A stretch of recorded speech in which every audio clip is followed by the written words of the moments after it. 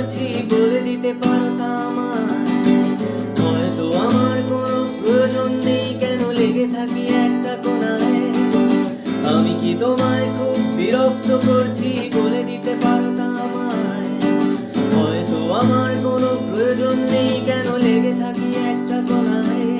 তুমি বলে দিতে পারো তা আমায়। চিঠি লিখবো না এই ঠিকানায়, আমারও তো মন ভাঙে, চোখে জল আসে আর অভিমান